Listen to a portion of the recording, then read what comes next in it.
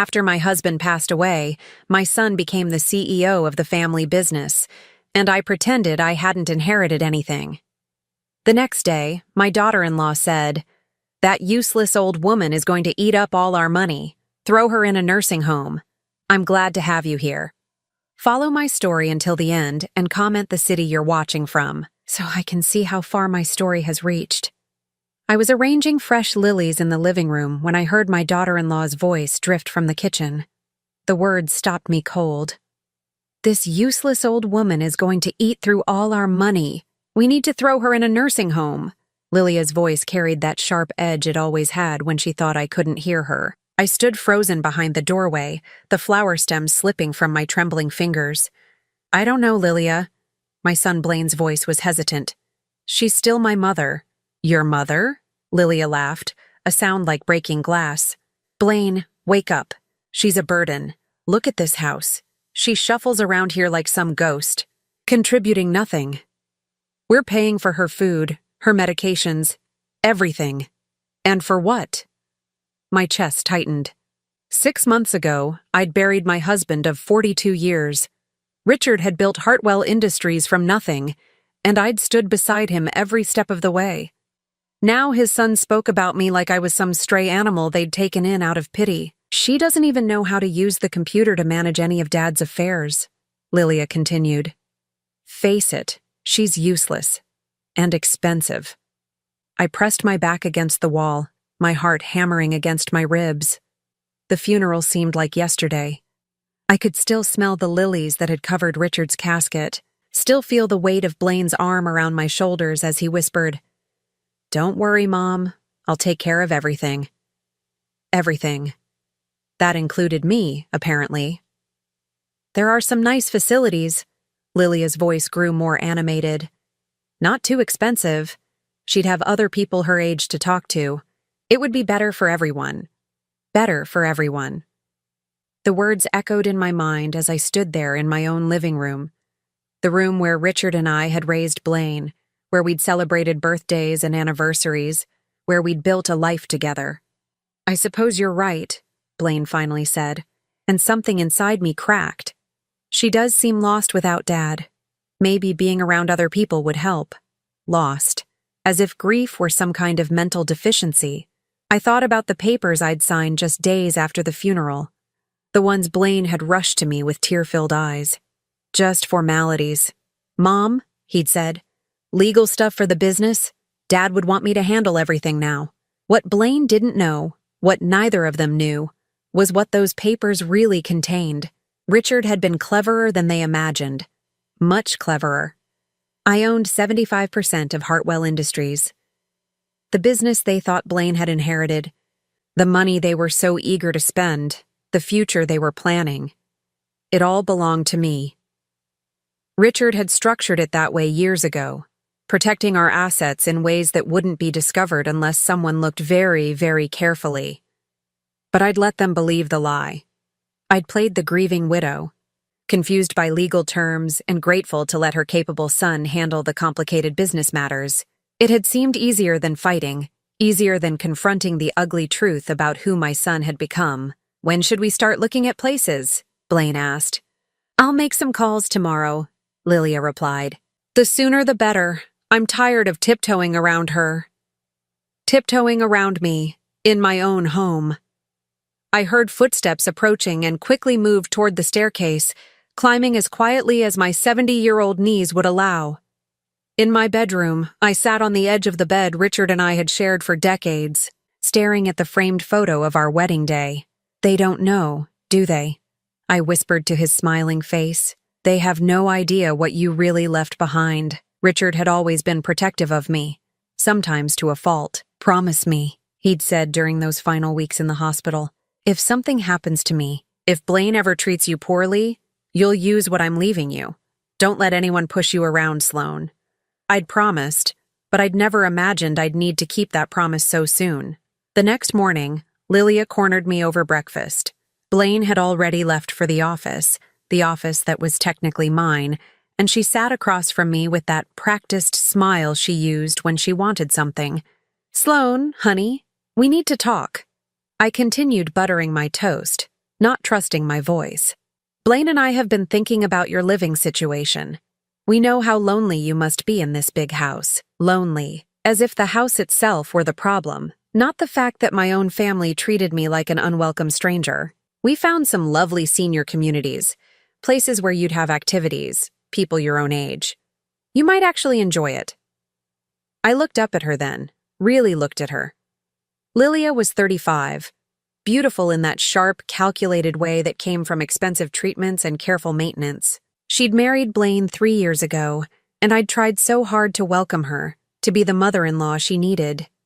Now I could see what I'd been blind to before, the way her eyes assessed everything in the room like an appraiser, the way she spoke about my future as if it were already decided. When? I asked quietly. She blinked, clearly surprised I wasn't arguing. Well, we thought maybe next week. I've already scheduled a tour for Thursday. Next week. They'd already made the appointment. I see, I said, returning to my toast. You're not upset, are you? Lilia's voice carried a note of suspicion. I mean, this is really what's best for everyone. I met her eyes and smiled the same polite smile I'd been wearing for months. Of course, dear. Whatever you think is best. But inside, something was shifting. Richard's voice echoed in my memory. Don't let anyone push you around, Sloane. The time for being pushed around was over. Sunset Manor wasn't the lovely senior community Lilia had described. The beige walls were stained with water damage, the carpet smelled of disinfectant and something else I didn't want to identify, and my room was barely larger than a hotel bathroom. This is temporary, Blaine had mumbled when he'd helped carry my 2 allowed suitcases inside. He couldn't meet my eyes. Just until we figure out the best long-term solution. That was 3 weeks ago. I hadn't heard from him since. I sat in the common room, watching Mrs. Chen play solitaire with a deck missing the Queen of Hearts. Through the window, I could see my former life continuing without me. The maple tree in the courtyard was turning the same brilliant red it had in my backyard every October for 40 years. You're the new one, aren't you? The voice belonged to Eleanor, a sharp-eyed woman in her 70s who used a walker but moved with surprising speed. Your family dump you here too? I turned from the window. Something like that. Eleanor snorted. They always have their reasons. Mine said I was becoming a safety risk after I fell down once. Once. 30 years I raised those kids, and one little tumble means I'm incompetent. The common room filled with the usual afternoon crowd. Most residents shuffled in wearing the same defeated expression, as if they'd given up expecting anything good to happen. I understood that feeling now. What did you do before this? Eleanor asked, settling into the chair beside me. I helped run a business, with my husband. It wasn't technically true, but it felt true. Richard and I had been partners in everything. What kind of business? Manufacturing, industrial parts. Eleanor's eyebrows rose. Sounds important. It was. I watched a group of residents arguing over the television remote. My son runs it now. Ah, Eleanor nodded knowingly. And how's that working out? I thought about the reports I'd been secretly receiving from Marcus, Richard's old attorney. Blaine had made 3 major decisions in the past month, all of them terrible. He'd canceled contracts with longtime suppliers to chase cheaper alternatives, laid off experienced workers to cut costs, and approved a new product line without proper market research. Not well, I admitted. They never listen, do they? Think because we're old, we don't know anything. Eleanor's voice carried decades of frustration. My daughter reorganized my entire financial portfolio without asking me. Lost 20% in the first 6 months. That evening, I called Marcus from the payphone in the hallway.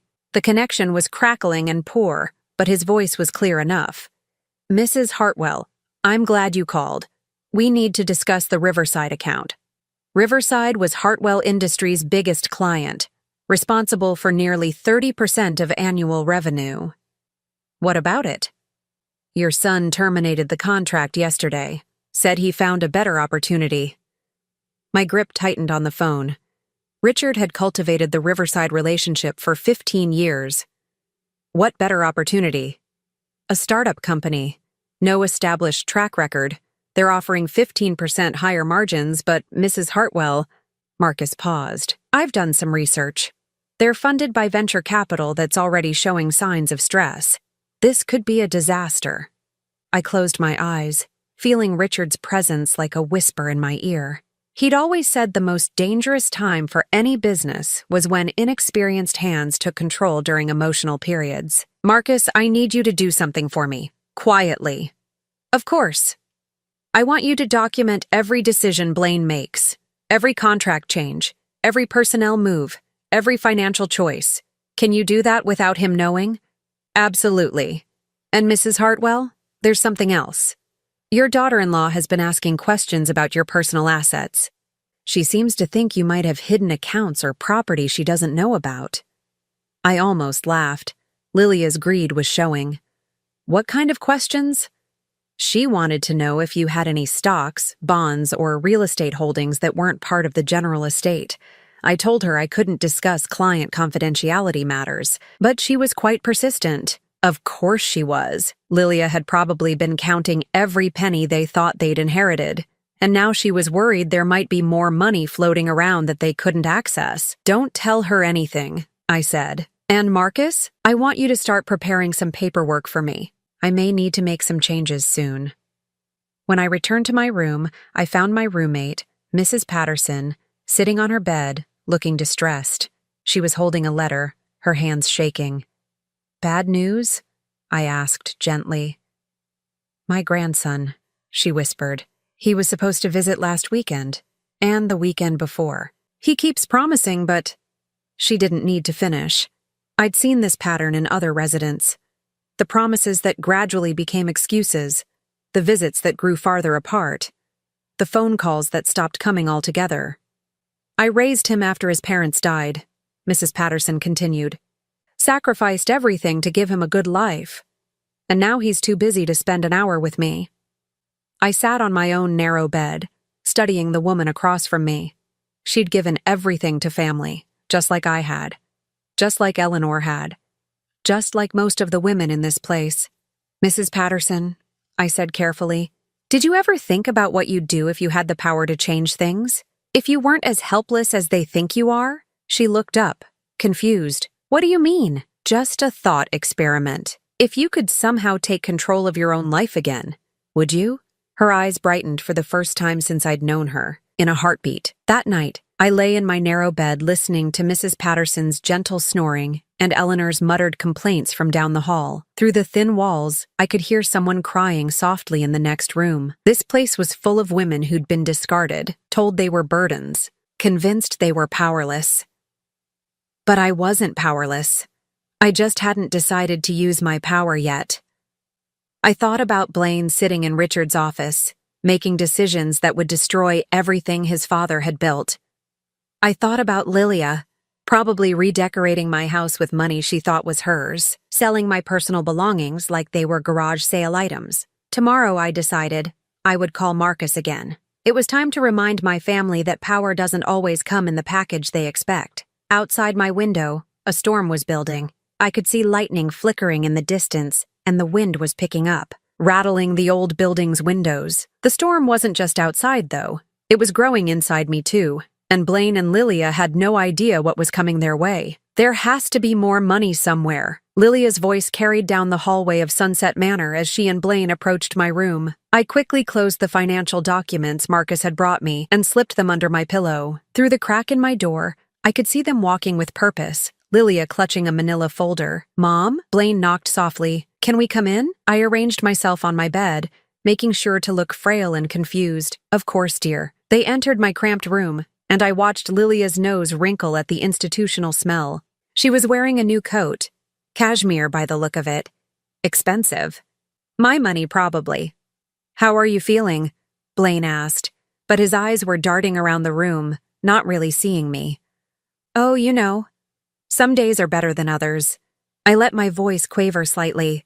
The food here isn't very good. Lilia shot Blaine a look that said, get on with it. She was never good at hiding her impatience. Mom, we need to ask you about some financial matters, Blaine said, settling into the room's single chair. When Dad died, there were some inconsistencies in the paperwork. I blinked slowly, playing confused. What kind of inconsistencies? Lilia couldn't contain herself any longer. Sloan, we found references to accounts and assets that aren't in the estate documents. We need to know what Richard might have hidden from us. Hidden from us. Not hidden from me. Hidden from them. I don't understand, I said. Your father handled all the financial matters. I never really paid attention to those things. It was partially true. Richard had handled the day-to-day operations, but I'd been involved in every major decision. We'd been partners in everything, even if I'd preferred to work behind the scenes. Blaine leaned forward. Mom, this is important. The business is having some cash flow problems, and if there are additional assets... Cash flow problems. Marcus had told me about those. Blaine's terrible decisions were already catching up with him. What kind of problems? I asked innocently. Lilia and Blaine exchanged another look. Nothing serious, Lilia said quickly. Just normal business fluctuations, but we need to have a complete picture of all available resources. Available resources. They meant my resources. I really don't know anything about hidden accounts, I said truthfully. There weren't any hidden accounts, just accounts they didn't know belonged to me. Your father always said I didn't need to worry about money matters. Think, Mom. Blaine's voice carried a note of desperation. Did he ever mention offshore accounts? Investment properties? Stocks in other companies? I studied my son's face. The stress was showing. Dark circles under his eyes. A nervous tic I remembered from his childhood when he'd done something wrong. The weight of running a company he didn't understand was crushing him. Part of me felt sorry for him. But then I remembered the conversation I'd overheard. The dismissive way they'd discussed putting me somewhere with other people my age, and my sympathy evaporated. There might be some old papers in the house, I said slowly, in your father's study, but I'm not sure what they mean. Lilia's eyes lit up. What kind of papers? Investment statements, I think. Some legal documents. They're in the filing cabinet behind his desk. It was true, though the documents they'd find wouldn't tell them what they wanted to know. Richard had been careful to keep certain information in very specific places, accessible only to people who knew exactly what to look for. We'll check those, Blaine said, standing up. Is there anything else you can remember? I let myself look tired and overwhelmed. I'm sorry. Sometimes my memory isn't what it used to be. Another partial truth. My memory was fine, but grief and stress had made me more forgetful about small things. About the important things, like who owned what and where Richard had hidden our real assets, my mind was crystal clear. After they left, I waited 20 minutes before calling Marcus from the hallway phone. They're getting desperate, I told him. How bad are things at the company? Worse than I thought. The Riverside contract cancellation has triggered a chain reaction. 2 other major clients are reconsidering their relationships with Hartwell Industries. Your son is scrambling to cover operating expenses. I closed my eyes. Richard had built that company over 30 years. Watching Blaine destroy it in a matter of months was like watching someone tear down a cathedral brick by brick. There's something else, Marcus continued. Your daughter-in-law hired a private investigator to look into your background, specifically, your financial background. My grip tightened on the phone. What kind of investigation? They're looking for hidden assets, undisclosed investments, anything that might not have been included in the probate documents. She's convinced you're hiding money from them. The irony was almost funny. They were looking for hidden money when the money they thought they had wasn't really theirs to begin with. Marcus, I need you to accelerate our timeline. How quickly can you prepare the documents we discussed? I can have everything ready by Friday. Are you sure you want to do this? I thought about my cramped room, about Mrs. Patterson crying over her grandson's broken promises, about Eleanor's daughter stealing her money, about the way Lilia had looked at me like I was garbage cluttering up her perfect life. I'm sure. That afternoon, I was sitting in the common room when Eleanor approached with a newspaper in her hand. Thought you might want to see this, she said, spreading the business section on the table between us. The headline made my stomach drop.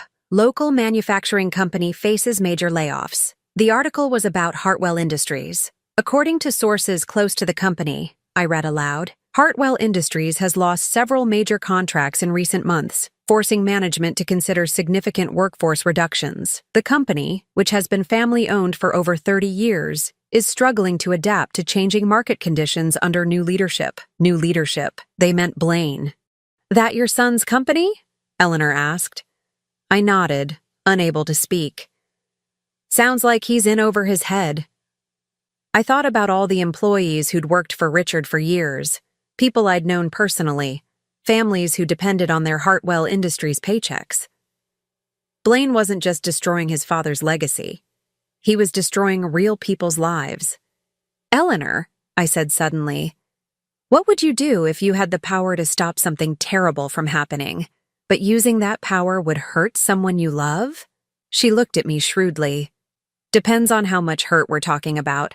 Sometimes the people we love need to face consequences for their actions. Sometimes that's the only way they learn." That evening, Mrs. Patterson showed me a photo her grandson had finally sent.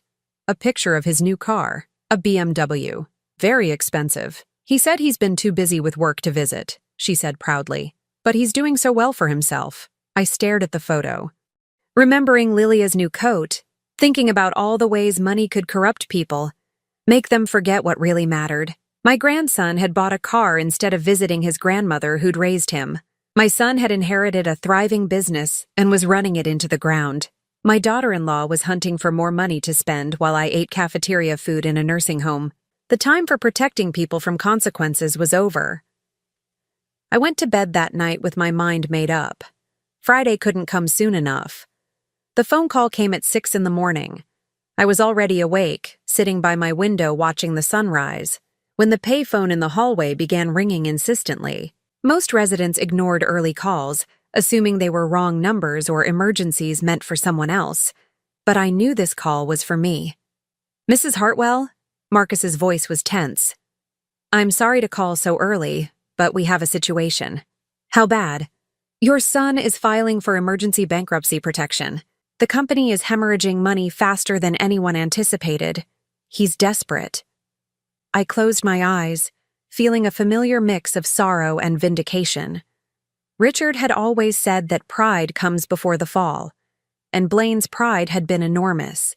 What triggered it? The Johnson contract. You remember Johnson Manufacturing? They've been with Hartwell for 15 years.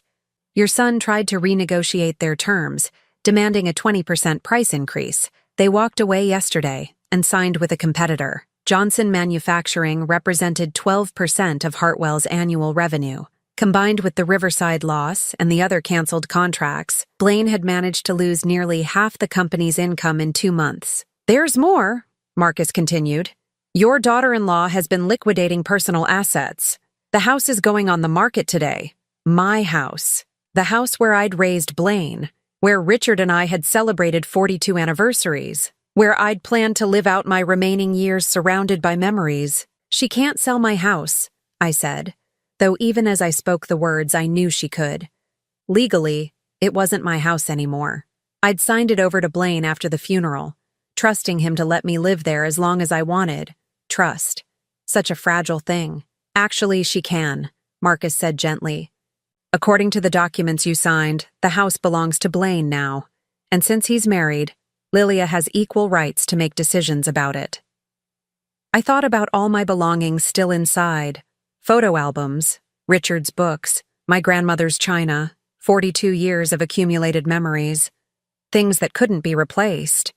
What about my personal items? I'm afraid they're considered part of the household assets now, unless you can prove specific items were gifts or have sentimental value that predates the marriage. He didn't need to finish. Proving sentimental value in court would be expensive and time-consuming, and I was supposed to be a confused old woman with no money. "Are they moving forward with the sale immediately?" "The realtor is taking photos this afternoon. They're pricing it to sell quickly." I hung up the phone and stood in the hallway for a long moment, letting the reality sink in. My son was destroying everything his father had built, and my daughter-in-law was selling my memories to pay for their mistakes. The anger that rose in my chest was white-hot and clean. I called Blaine's office, knowing he'd be there early, probably staring at spreadsheets and wondering how everything had gone so wrong so quickly. "Mom?" His voice was exhausted. How did you get this number? I called the main line and asked for you. Simple truth. Blaine, I heard about the company. Are you all right? A long pause. Who told you about the company? It's in the newspaper, dear. And some of the other residents here have family who work in manufacturing. Word gets around. I'm handling it, he said, but his voice cracked slightly. It's just a temporary setback. Blaine. I let my voice carry all the authority I'd learned over 40 years of partnership with his father. Bankruptcy protection isn't temporary. It's admitting defeat. You don't understand business. Mom, this is just a strategic reorganization. The condescension in his tone sparked something dangerous in me. Richard would have been ashamed of the man his son had become. I understand that your father built that company from nothing, I said quietly, and you've destroyed it in 2 months. That's not fair. What's not fair is watching you throw away 30 years of work because you're too proud to admit you don't know what you're doing. Silence on the other end. Blaine, I need to ask you something and I want an honest answer. Are you selling my house? Another pause, longer this time. Mom, we need the capital. The house is just sitting there, and with your medical expenses and the nursing home costs, my medical expenses, my voice rose. What medical expenses? I take 2 prescription medications that cost less than $50 a month. Well, the nursing home you chose, the nursing home you put me in so I wouldn't be inconvenient anymore. That's not why. Then why, Blaine? Why exactly did you put your mother in this place? The silence stretched between us, filled with all the words he couldn't say. Because Lilia wanted me gone. Because I was a reminder of their failure to honor his father's memory. Because it was easier to hide me away than deal with the guilt of how they'd treated me. The house has to be sold, he said finally. I'm sorry. I hung up without saying goodbye.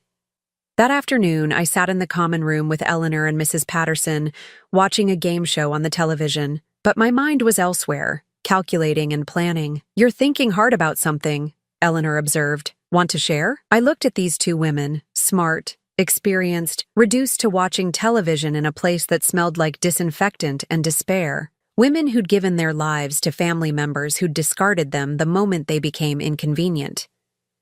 What if I told you there was a way to take back some control? I said quietly. Not just for me, but for all of us.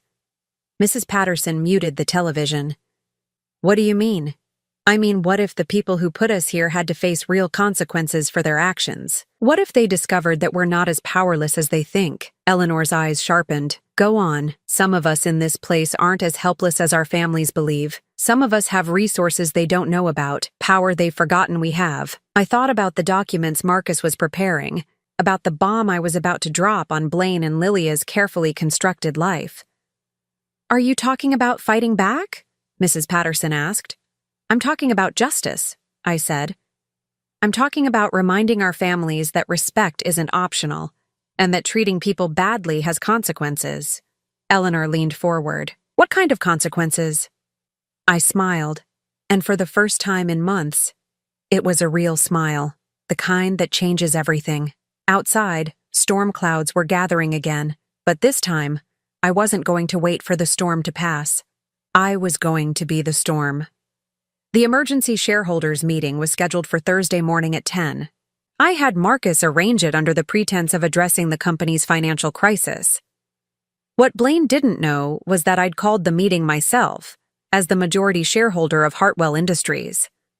I chose my outfit carefully, my best navy dress, the one I'd worn to board meetings back when Richard was alive. I'd had Eleanor help me with my hair, pulling it back into the severe bun I used to wear when I meant business. You look like you're going to war, Eleanor said approvingly. I am. The taxi ride to the Hartwell Industries building felt like a journey back in time.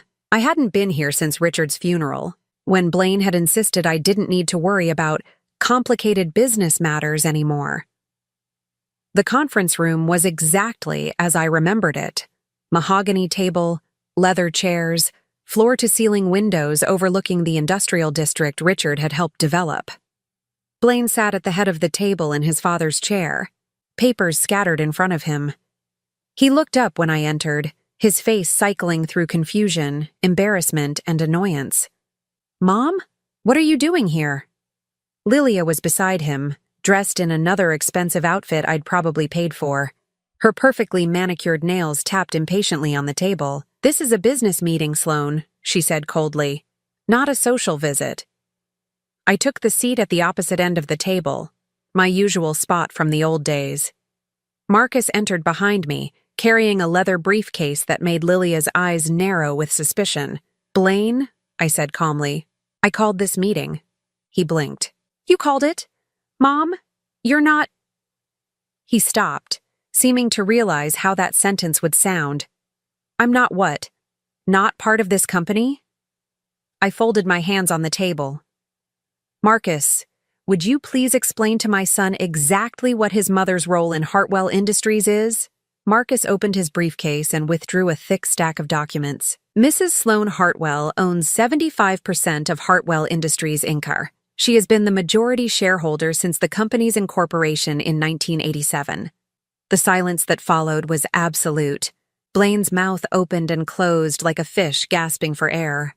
Lilia went completely still, her face draining of color. "That's impossible," Blaine finally managed. "Dad left the company to me. I saw the will. The will left you 25% ownership and operational control," Marcus continued, his voice professionally neutral. "However, your father structured the ownership to protect your mother's interests. She has always held the controlling stake." I watched my son process this information, saw the exact moment when the implications hit him. Every decision he'd made, every contract he'd canceled, every employee he'd fired, all of it had been done with my property. "You knew?" Lilia's voice was barely a whisper. "All this time you knew?" "I knew," I said simply. "Just like I knew when you decided to put me in a nursing home. Just like I knew when you sold my personal belongings. Just like I knew when you put my house on the market." Blaine found his voice. "Mom, if you owned the company, why didn't you say something? Why let me—" "Destroy it?" I finished. "Because I wanted to see what kind of man you'd become without your father's guidance. I wanted to see if you'd earned the right to run his company." The weight of that statement settled over the room like a shroud. "And what's your assessment?" Lilia asked, her lawyer instincts kicking in despite her shock.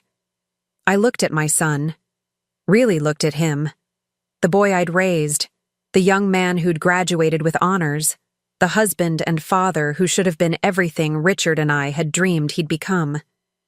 "My assessment is that you've failed. Completely." Blaine flinched as if I'd slapped him.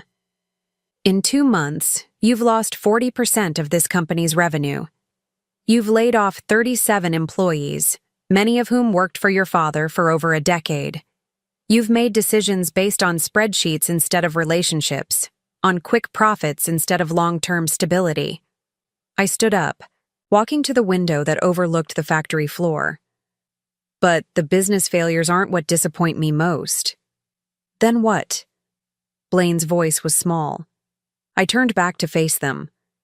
"What disappoints me is that you put your own mother in a substandard nursing home and sold her house to cover your mistakes. What disappoints me is that you convinced yourself I was a burden instead of a resource. What disappoints me is that you forgot every value your father tried to teach you about family and loyalty and respect."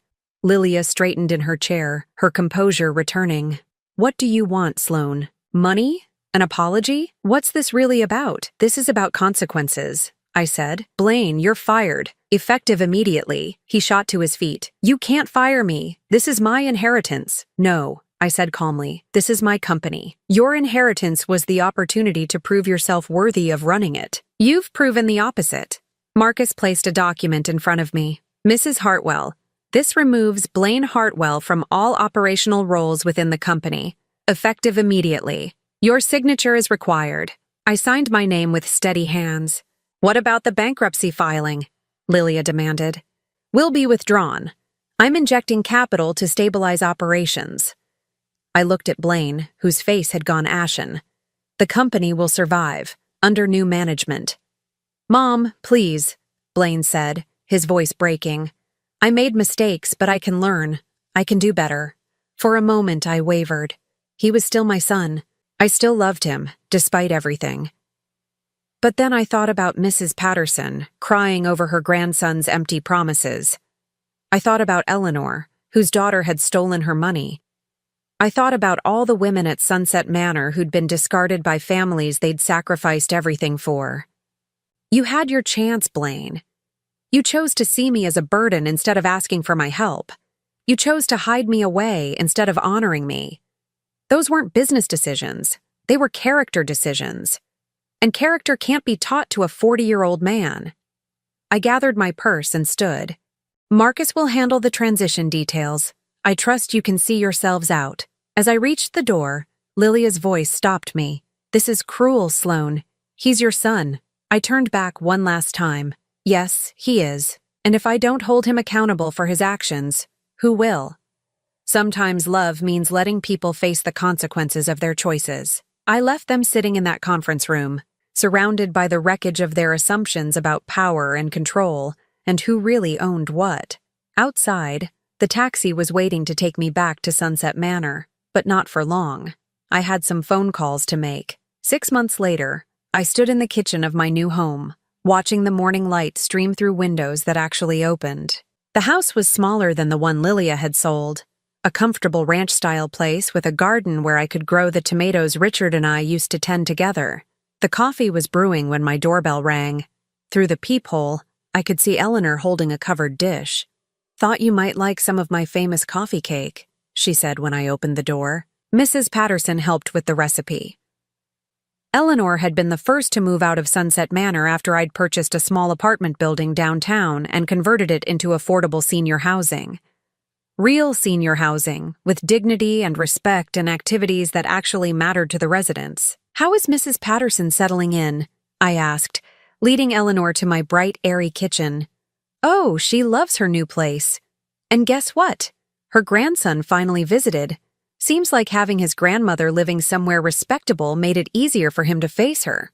I poured coffee into china cups, my grandmother's set, which I'd managed to retrieve from storage before Lilia could sell it. "Any word from Blaine?" Eleanor asked gently. I'd been expecting this question. In the 6 months since I'd reclaimed control of my life, my son had called exactly 3 times. The first call was angry, threats about legal action that his lawyer had quickly advised him to drop. The second was bargaining, promises to do better if I'd just give him another chance. The third, just last week, had been different. "He called to tell me he got a job," I said. "Entry-level position at a small manufacturing company. He's starting over. How do you feel about that?" I considered the question while stirring cream into my coffee. Hopeful. For the first time since his father died, Blaine is learning what work actually means. What it's like to earn something instead of inherit it. The truth was more complicated. I missed my son. I missed the relationship we'd had before Richard's death, before grief and greed had changed him into someone I barely recognized, but I didn't regret my decision. What about Lilia? Divorced. The papers were finalized last month. I took a sip of coffee, savoring the rich taste. Apparently, Blaine wasn't quite as attractive without the trust fund and the company position. Eleanor shook her head. Some people only love what you can give them. After Eleanor left, I drove to the Hartwell Industries building for my weekly check-in. The new CEO, a woman named Sarah Chen who'd worked her way up from the factory floor, had stabilized operations and won back 2 of the contracts Blaine had lost. "The Johnson Manufacturing people want to meet with you personally," Sarah told me as we reviewed the quarterly reports. "They're interested in expanding their relationship with us." "Set it up," I said, "but make sure they understand that this is your company to run.